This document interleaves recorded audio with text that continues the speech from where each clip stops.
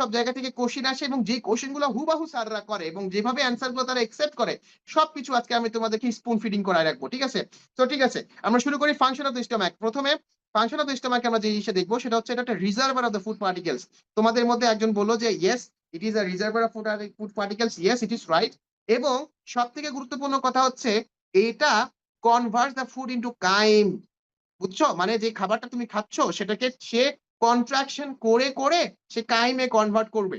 ঠিক আছে? তাহলে ১ নাম্বার ফাংশন হচ্ছে তোমাকে যদি ভাইবাতে বলে যে tell me the function of this particular organ, তো তখন তুমি বলবা it's a reservoir of the food particle.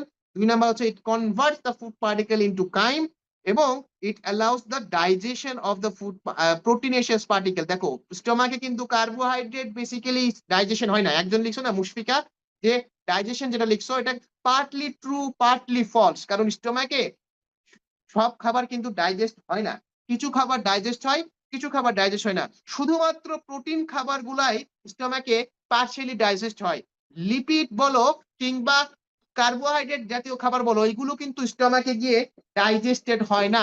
তাহলে স্টমাকে কেন তারা ডাইজেস্ট হয় প্রোটিন পার্টিকেল গুলা?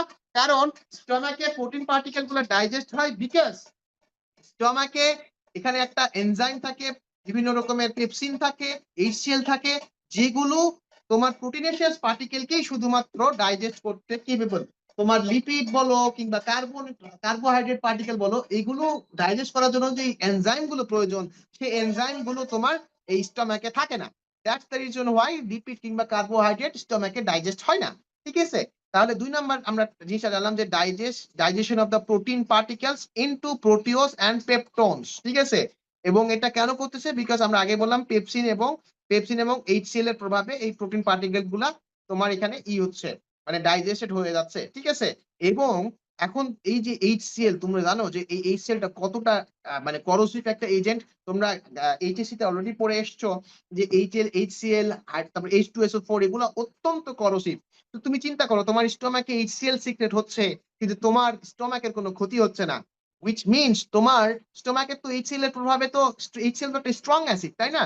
তো এইচসিএল তো তোমার ডাইজেস্টেড হয়ে মানে এইচসিএল এর প্রভাবে তোমার স্টমাকই তোমার ডাইজেস্টেড হয়ে যাওয়া উচিত। কিন্তু এইচসিএল সিক্রেট হওয়ার পরও স্টমাক ডাইজেস্টেড হচ্ছে না।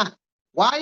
বিকজ এখানে অ্যাবান্ডেন্ট অ্যামাউন্ট অফ মিউকাস থাকে। মানে মিউকাস এতটা বেশি পরিমাণে থাকে যে মিউকাস স্টমাককে নিজে নিজে ডাইজেস্টেড হওয়া থেকে প্রিভেন্ট করে। তাহলে ৪ নাম্বার ফাংশন আমরা পাইলাম যে it acts as a protective barrier because স্টমাকের যে সেলগুলো থাকে সেই সেলগুলা মিউকাস সিক্রেট করে এবং মিউকাসটা একটা প্রোটেক্টিভ ব্যারিয়ার হিসেবে কাজ করতে পারে যার কারণে স্টমাকের অটো ডাইজেশনও প্রিভেন্টেড হয়। তাহলে আমরা এখান থেকে কি কি জিনিস দেখলাম? দেখো স্টমাকে নাম্বার 1 দেখলাম reservoir of the food particles, number 2 দেখলাম converts the food into chyme, number 3 দেখলাম digestion of the protein particles into proteoses and peptones, number 4 দেখলাম secretes the mucus and it acts as a protective barrier.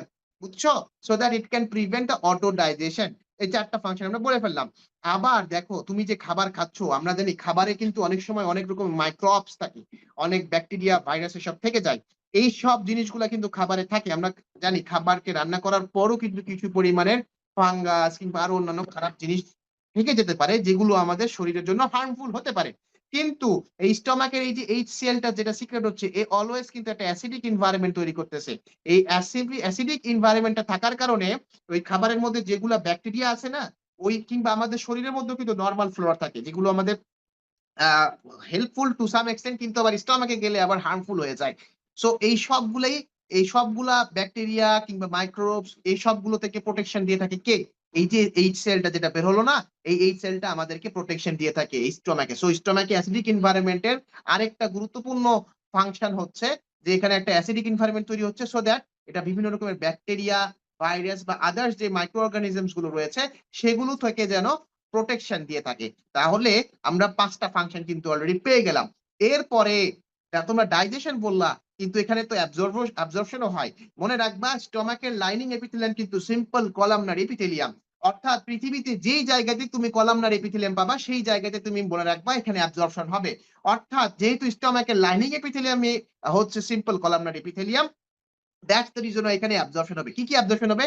Water absorption হতে পারে, glucose absorption হতে পারে, alcohol absorption হতে পারে এবং few সল্টসও এখানে অ্যাবজর্পশন হতে পারে। ঠিক আছে? সো তোমরা মোটামুটি এই 5-6টা ফাংশন যদি প্রফে আসে কিংবা রিটেনেও যদি আসে, এই 5-6টা ফাংশন বললেই that will be more than sufficient, ঠিক আছে। এরপরে আরো অনেক ফাংশন লেখা আছে যে এখানে গ্যাস্ট্রিন হয়, এগুলো আননেসেসারি। তবে তোমাকে HCl এর কথাটা মনে রাখতে হবে এবং এট দ্য সেম টাইম পেপসিনের কথা মনে রাখতে হবে, এবং এখানে ইন্ট্রিনজিক ফ্যাক্টর অফ ক্যাসেল বলে একটা কথা আছে, ঠিক আছে, এই জিনিসটা মনে রাখতে হবে। Intrinsic factor of the castle, এটা কিন্তু খুবই খুবই গুরুত্বপূর্ণ ভিটামিন B12 কে অ্যাবজর্পশন করার জন্য। তোমরা বায়োকেমিস্ট্রিতে কিছুদিন পরে পড়বা, মেটাবলিজম কাট আছে, তো আমি পড়াবো তোমাদের মেটাবলিজম পোর্শনটা। সেখানে আমি তোমাদেরকে দেখাবো যে ভিটামিন B12 অ্যাবজর্পশন করার জন্য একটা স্পেসিফিক কম্পাউন্ড লাগে, যে কম্পাউন্ডটার নাম হচ্ছে ইন্ট্রিনসিক ফ্যাক্টর। এই ইন্ট্রিনসিক ফ্যাক্টর অফ ক্যাসেল বলা হয়। এই ইন্ট্রিনসিক ফ্যাক্টর অফ ক্যাসেল না থাকলে তোমার বডিতে ভিটামিন B12 টা অ্যাবজর্ব হতে পারে না। এই ইন্ট্রিনসিক ফ্যাক্টর অফ ক্যাসেলটা তৈরি হয় একটা সেল থেকে, যেই সেলের নামটা আমি এখন বলবো না। ওই সেলটা আমরা পরে গিয়ে পড়বো সেটা কোন সেল থেকে তৈরি হয়। ওই সেলটাই কিন্তু আবার স্টমাকে থাকে, ঠিক আছে। হুইচ মিনস তোমার ভিটামিন B12 অ্যাবজর্পশন করতে গেলে তোমার কি লাগতেছে, তোমার ইন্ট্রিনসিক ফ্যাক্টর লাগতেছে, এবং ইন্ট্রিনসিক ফ্যাক্টর কোথা থেকে আসতেছে, এমন একটা সেল থেকে আসতেছে যেই সেলটা তোমার স্টমাকেও প্রেজেন্ট থাকে। That's the reason why stomach also helps in an important stomach plays an important role in the absorption of the vitamin B12, বুঝছো।